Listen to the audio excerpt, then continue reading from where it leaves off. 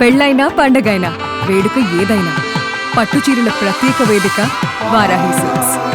నా పేరు పుష్ప, మాది పేలేరండి. ఏదో బతుకు తెరువు కోసం నేను కోయాటికి వచ్చినాను.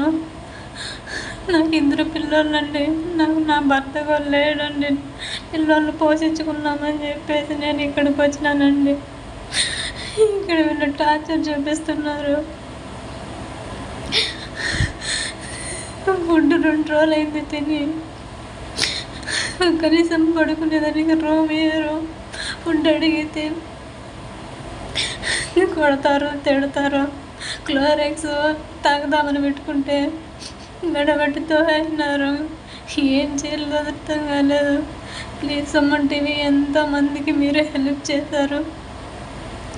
నాకు కూడా హెల్ప్ చేసి ఇండియాకి రప్పించండి.